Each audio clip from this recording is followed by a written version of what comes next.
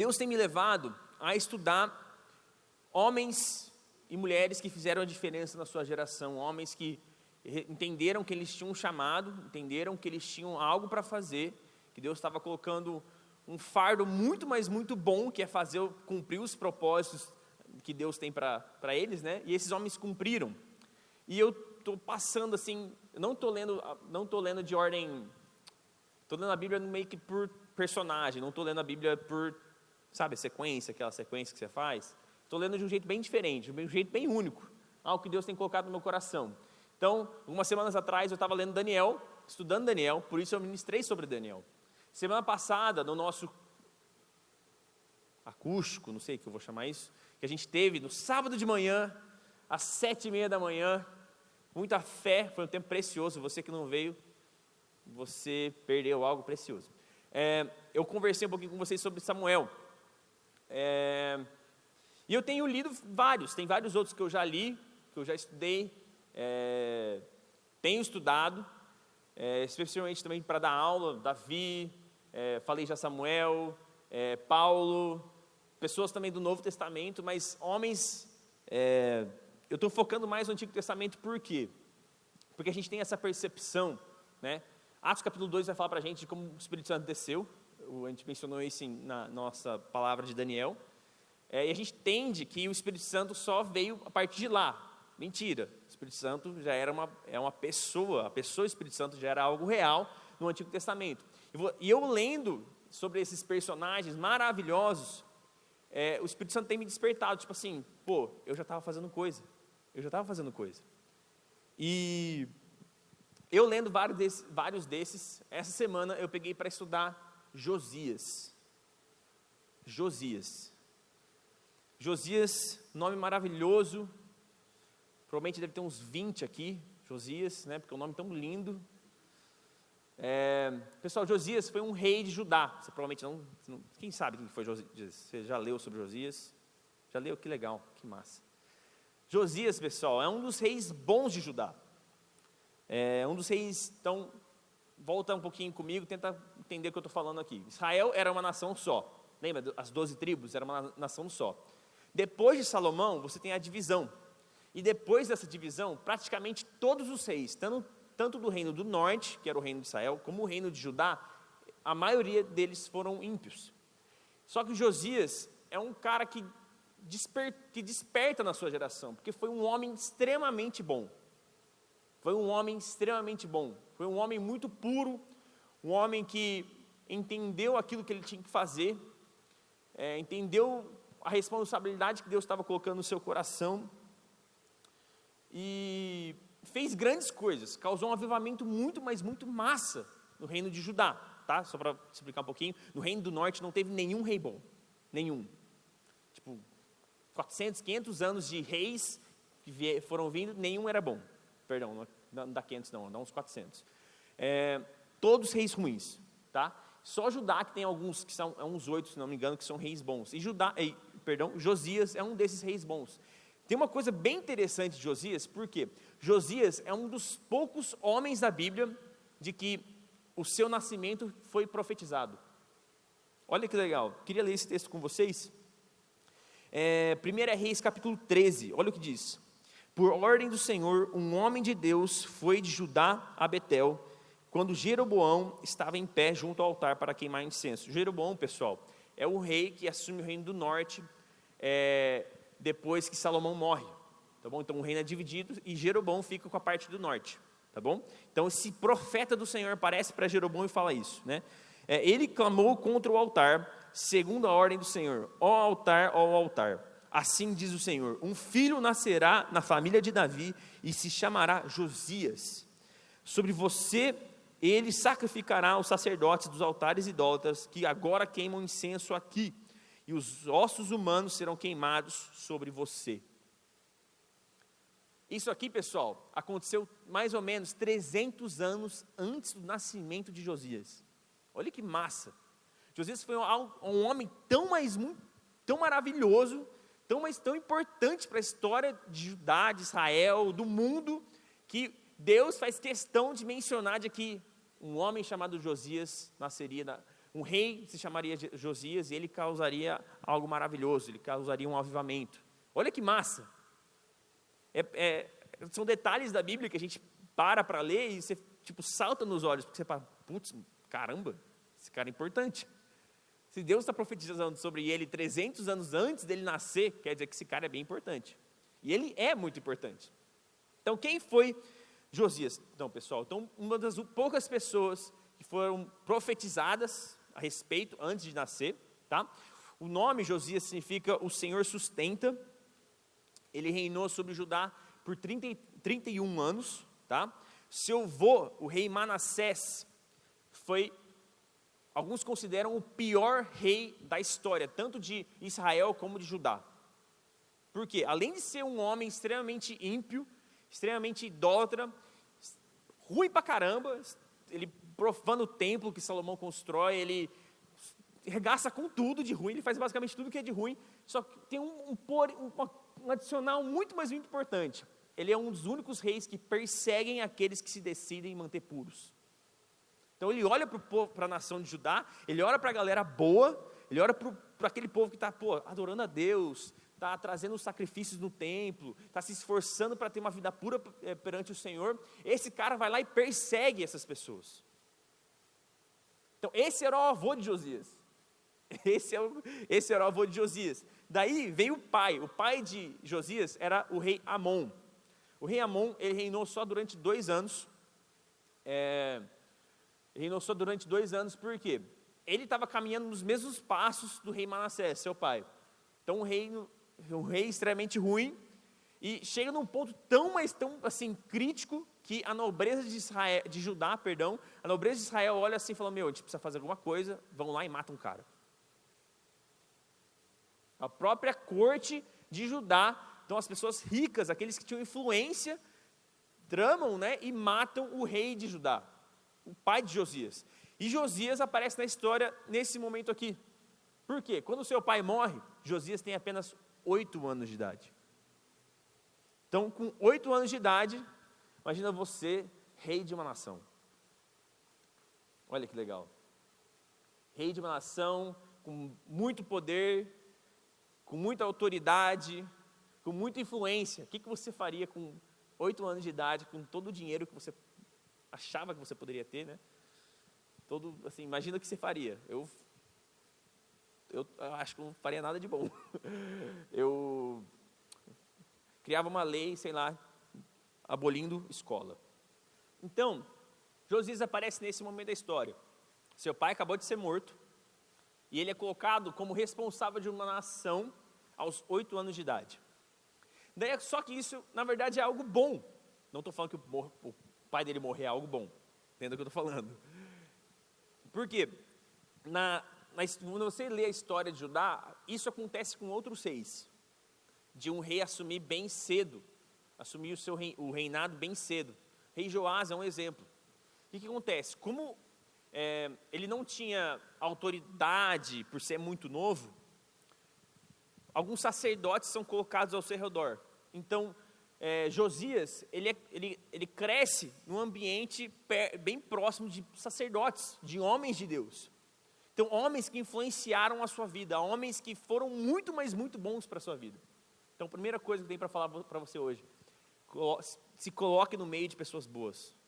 Pessoas com mais maturidade, pessoas com mais sabedoria, pessoas que podem olhar na sua cara e falar, Josias, você, Josias, do plural, você está fazendo isso de errado, você precisa melhorar nisso. Eu tive um pastor mexicano, gordinho, moreninho, bem legal, que olhava na minha cara e falava, André, não é assim, mano. Você está fazendo isso de errado.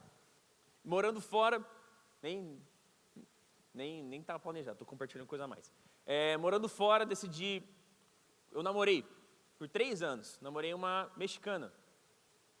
E esse cara, antes de eu namorar, ele olhou na minha cara e falou, André, isso não vai dar em nada. Não vai dar em nada, André. Esse namoro não vai para frente. Eu falei, não, mas eu gosto dela, ela é muito legal, ela pode ser a mulher da minha vida, né? Quero tentar, não sei o quê. André, não vai dar certo. Não vai dar certo. Não deu outra. Namorei 3 meses.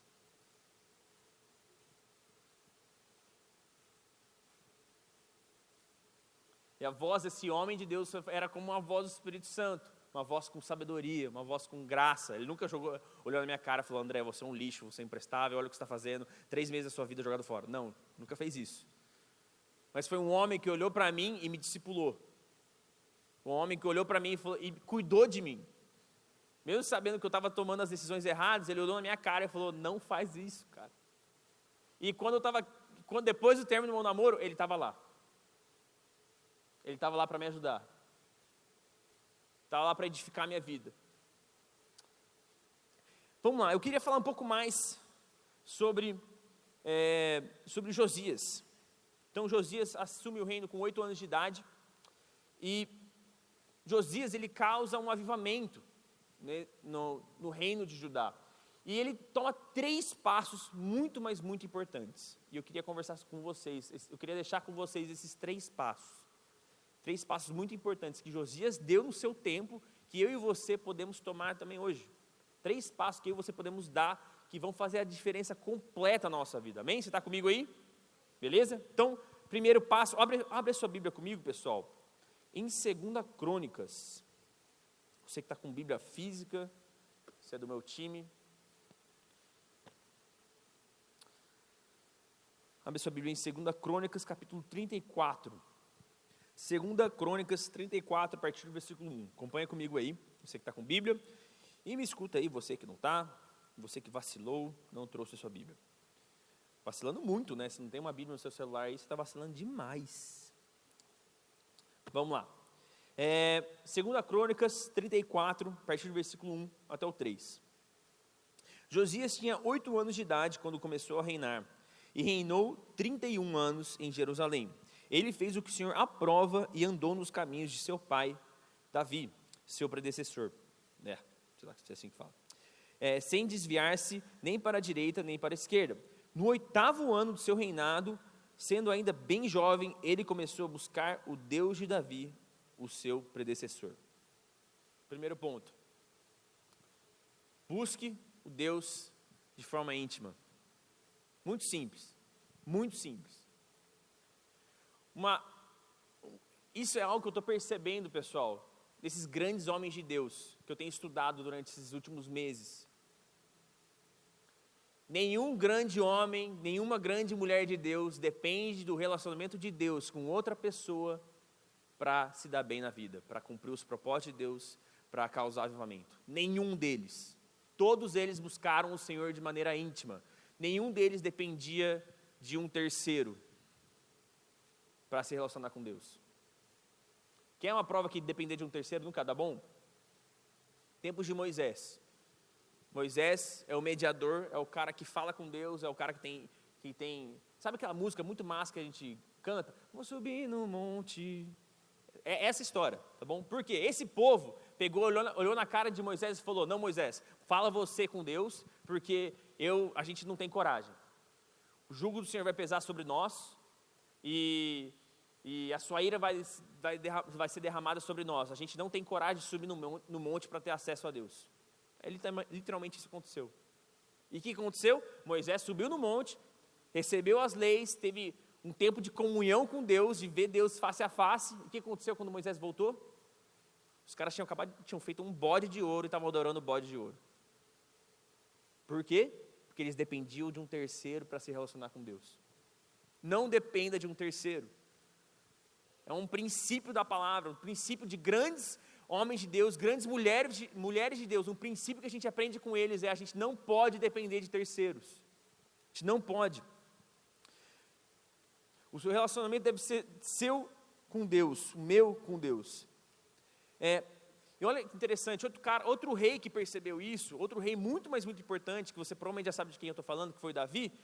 Davi, quando ele é corrigido, Davi pecou algumas vezes na sua vida, e lá em 2 Samuel capítulo 24, vai contar uma história de que Davi olha para o seu reino e ele fala assim: eu vou contar todos os homens do meu exército, porque eu quero contar e ver o poderio militar que eu tenho. Então ele faz isso, conta, e o julgamento de Deus vem. Por quê? Davi estava se orgulhando daquilo que ele criou, do seu reino, daquilo que ele tinha, das suas posses. E Davi depois de ser corrigido, depois do julgamento vir, olha o que Davi diz. 2 Samuel capítulo 24, versículo 24. Não oferecerei ao Senhor, o meu Deus, holocaustos que não me custem nada. E comprou a eira e os bois por 50 peças de pratos. Ou seja, Davi tinha o entendimento de que quem tinha que se relacionar com Deus, quem tinha que se reconciliar com Deus, era ele mesmo. Ele tinha que pagar o preço. Ele tinha que gastar tempo todos os dias lendo a Bíblia. Estou falando para você agora, tá? Davi e você, tá? Você tem que gastar tempo todos os dias lendo a Bíblia. Você tem que gastar todos os dias tempo ouvindo aquele louvor, em vez de escutar aquela música secular que não presta para nada, que não vai te edificar em nada. Você, é uma decisão sua. Você não pode depender de terceiros. O sacrifício tem que ser seu. Ponto muito importante sobre isso. Para de depender de pregação de Instagram e de YouTuber. Para de depender dos devocionais, do Jesuscope que ele faz, que ele lança no YouTube. Para de depender dos devocionais do Theo Hayashi, não sei quem que você quer colocar aí, o famosinho que você segue, qual que é aquela menina que veio aqui? Isso, é Fabíola Mello. Você é a menininha que gosta dela. Para de depender do tempo com Deus que essas pessoas têm com Deus. Para de depender da revelação que essas pessoas têm do próprio Deus. Porque o Senhor tem uma medida sua, uma medida de graça que Ele quer derramar sobre você, de maneira específica.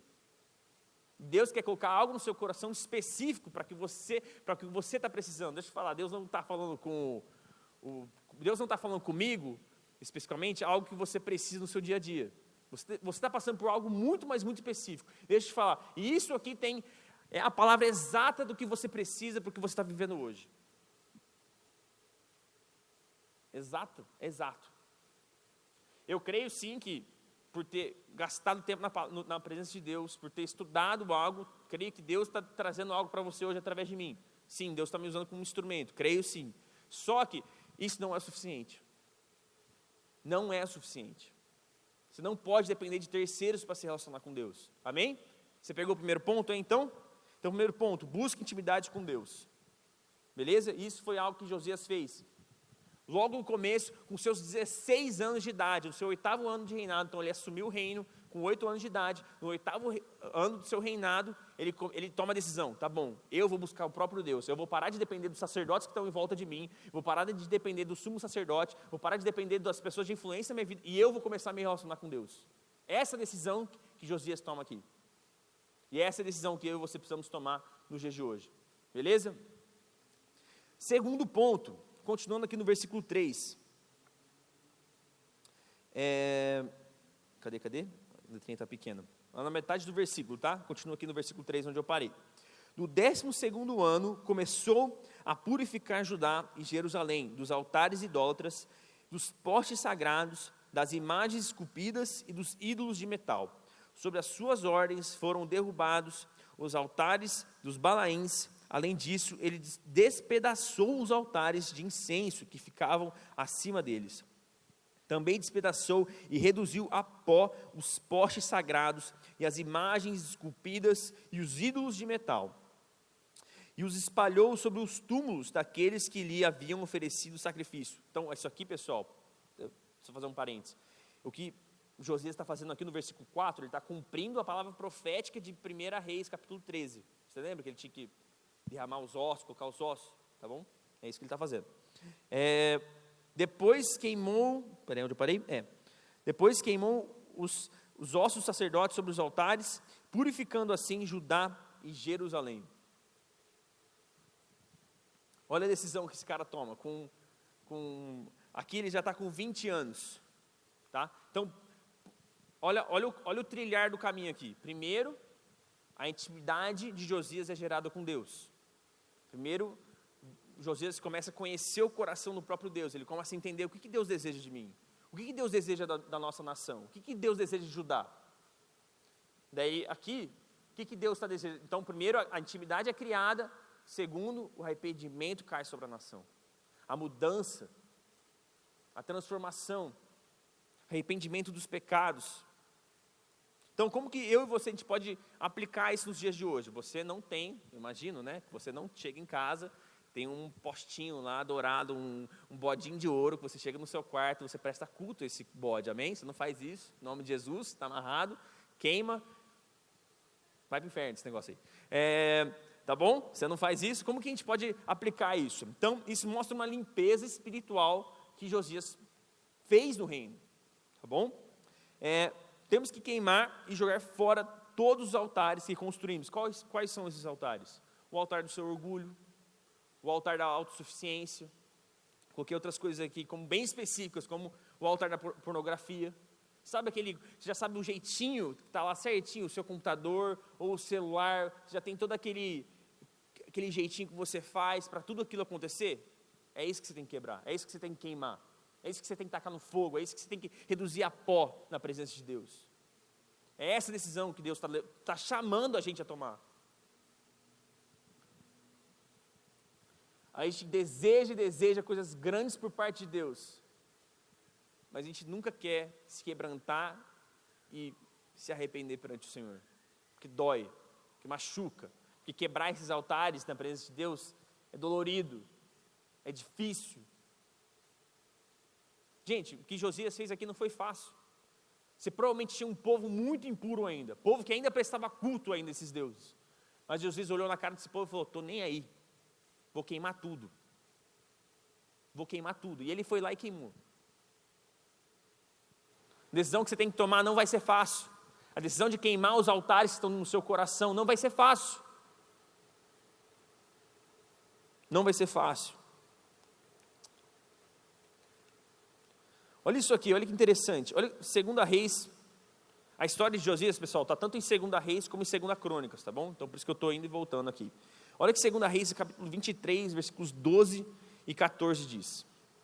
Não precisa abrir, só anota aí, tá bom? 2 Reis 23, 12 e 14. Notificação do iFood aqui, que legal, hein? O pastor Luiz está me mandando mensagem.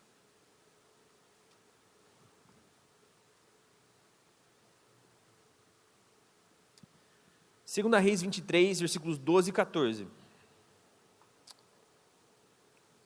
Derrubou os altares que os seus antecessores haviam erguido no terraço, em cima do quarto superior de Acás.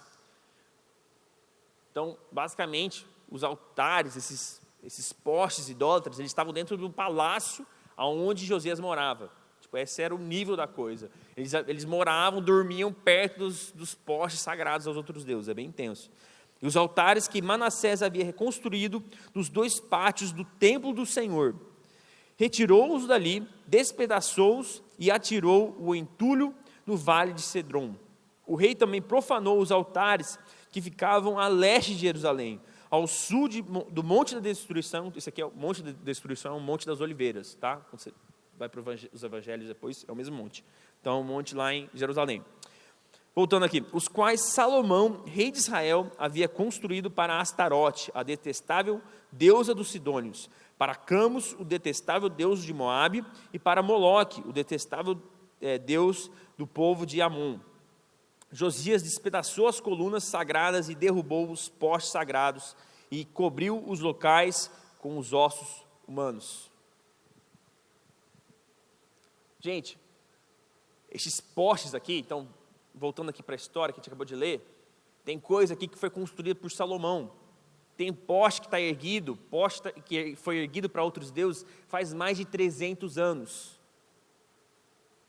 Quase 400 anos que esses postes estão erguidos lá no meio do templo, no meio do templo do Senhor, perto do palácio. Josias olha para tudo aquilo que ele fala: isso aqui não tem nada no lugar. E Josias começa a arregaçar com tudo, começa a destruir tudo. Não vai ser fácil, gente. Tem pecados constantes que a gente comete na nossa vida, que você comete às vezes desde os seus 9 anos de idade. E Jesus está trazendo você para esse lugar de arrependimento. Trazendo para esse lugar de quebrantar seu coração, se arrepender dos seus pecados. Esse é o chamado da nossa geração, para limpar a nossa casa, limpar o nosso coração. Então, ponto 2, limpe sua casa, tá? Isso aqui, vou fazer uma aplicação para Josias aqui. Josias limpou literalmente a sua casa, o seu palácio, dos templos para os outros deuses. Queria chamar uma pessoa do louvor, por favor. Ponto 3, volta comigo aqui para 2 Crônicas 34, versículo 8, olha o que diz aqui. No 18º ano do seu reinado, a fim de purificar o país e o templo, ele enviou Safã, filho de Azalias, e Maacéias, governador da cidade. Eu vou parar aqui. Por quê? O que me chamou a atenção nesse versículo 8?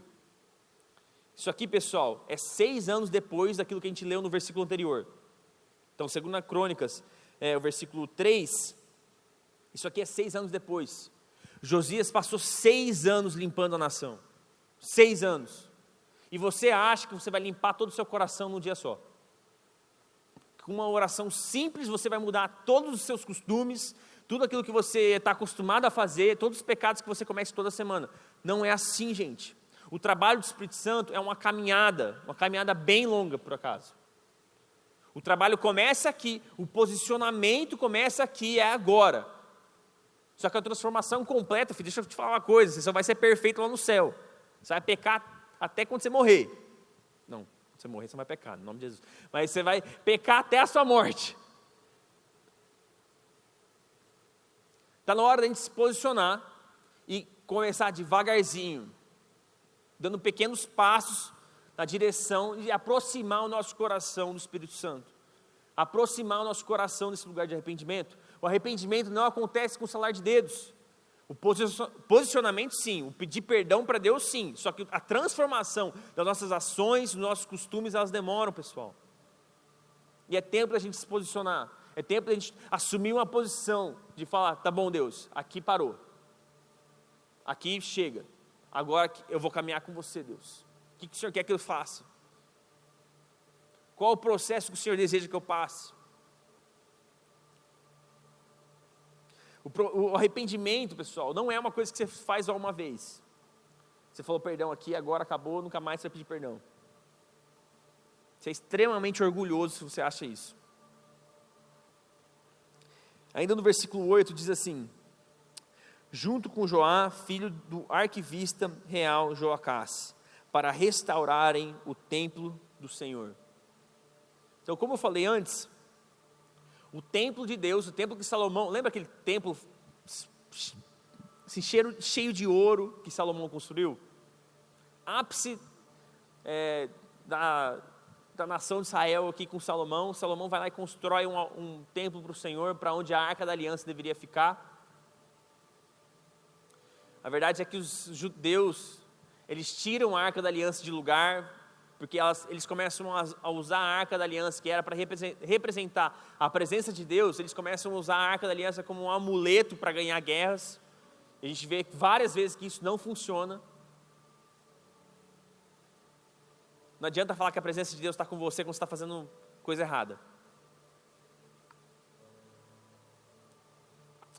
Ponto 3, restaurar o propósito. Deus tem um propósito lindo para a sua vida. Deus tem algo maravilhoso para a sua vida. Deus tem um porquê, uma razão, uma direção que Ele quer que você vá. Primeiro, intimidade. Depois, uma caminhada longa de arrependimento. Depois, Deus restaura o propósito. E foi assim nos tempos de Josias. Primeiro, ele precisou criar intimidade com o próprio Deus. Parar de depender de sacerdotes. Depois ele precisou purificar a nação. Só depois o templo foi consagrado de novo. O templo começou a ser utilizado para adoração somente a Deus. Porque o que estava acontecendo? Eles começaram a construir outros deuses, postes idólatras a outros deuses no meio do templo do Senhor. E eles não estavam indo para o templo do Senhor para adorar a Deus. Eles estavam indo no templo para adorar outros deuses. Então eles distorceram completamente o propósito do templo. Pequenos passos, para que a gente possa ser realmente transformado pelo Espírito Santo. Uma caminhada longa. Vários reis vieram antes de Josias e profanaram o templo, profanaram o palácio. Mas é o tempo de uma geração de Josias no plural, da gente se levantar e se posicionar perante o Senhor, se posicionar em arrependimento e quebrar algumas coisas que foram feitas lá no passado. Você provavelmente, cara, está colhendo fruto de sementes que os seus pais plantaram. E é muito triste isso. Às vezes você veio de uma casa completamente quebrada, onde seus pais plantaram divórcio, separação, discórdia. Deus, Ele quer quebrar com essas coisas que te amarram do passado. Eu queria ler alguns textos só para mostrar o tipo de relacionamento que Josias tinha com Deus, porque eu acho que não ficou muito claro. Olha isso aqui, 2 Crônicas 35, versículo 18. A Páscoa, então o que acontece? Josias ele causa um avivamento na sua nação, ele quebra com todos os postes, e o que acontece? A Bíblia, o que eles tinham nas mãos era o Pentateuco, então os 5 primeiros livros da Bíblia. Eles tinham perdido isso. Eles não sabiam onde estava a cópia que Moisés tinha escrito. Eles não sabiam. O que acontecia? Os sacerdotes só passavam de boca para os seus filhos. Os levitas iam passando de filho para filho. E era assim que as leis eram passadas. Mas o que aconteceu? Aqui nos tempos de Josias fala para os sacerdotes: pessoal, vamos limpar o templo, vamos organizar isso aqui. E nessa organização do templo do Senhor, do templo de Salomão, eles encontram uma cópia, provavelmente do livro de Deuteronômio. E eles finalmente têm nas mãos a lei, algo que veio diretamente de Deus. Então Josias, ele começa a ler a lei, e o constrangimento, um zelo pela presença de Deus começa a tomar conta do seu coração. E a Bíblia deixa claro para a gente que ele literalmente rasga suas vestes, ele se ajoelha onde ele está, e ele começa a adorar a Deus. E isso acontece? Então ele começa a ler, e uma das coisas que ele encontra no livro de Deuteronômio é o quê? A celebração da Páscoa.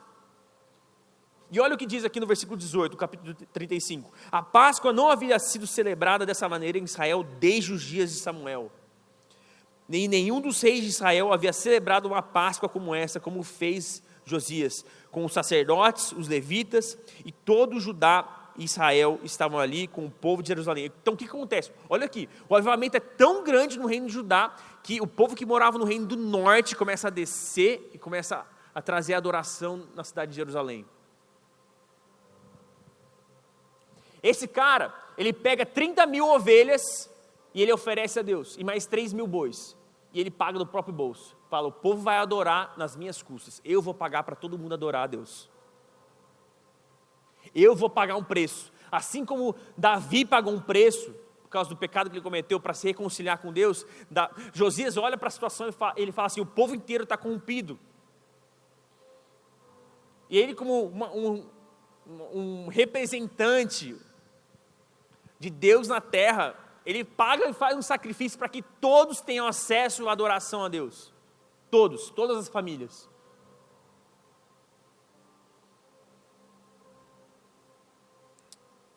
Maior, faz uma comparação aqui. O texto deixa muito claro que nem os tempos de Samuel. Samuel veio antes de Davi.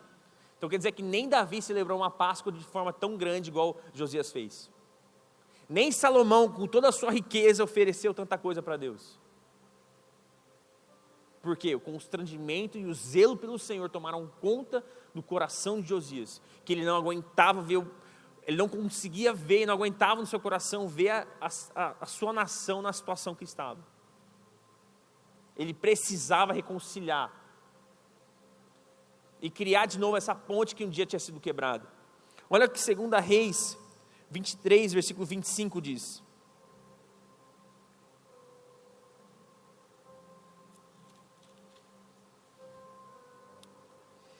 nem antes, nem depois de Josias houve um rei como ele, que se voltasse para o Senhor de todo o coração, de toda a alma e de todas as suas forças, de acordo com toda a lei de Moisés. Eu não estou aqui para comparar, tipo, esse rei aqui foi melhor que o outro, esse rei aqui é um cara mais especial para Deus, esse aqui é um cara melhor para Deus. Não, mas a própria Bíblia diz para a gente que o zelo pela palavra de Deus e por aquilo que ele leu no livro de Deuteronômio foi tão grande, tomou conta do seu coração, que ele começou a, assim, comer a palavra. 2 Crônicas, voltando para o capítulo 34, versículo 31, diz assim: ele tomou, Josias, tá? Ele tomou o seu lugar e na presença do Senhor fez uma aliança, comprometendo-se a seguir o Senhor e obedecer de todo o coração e de toda a alma aos seus mandamentos, aos seus testemunhos e aos seus decretos, cumprindo as palavras da aliança escritas naquele livro.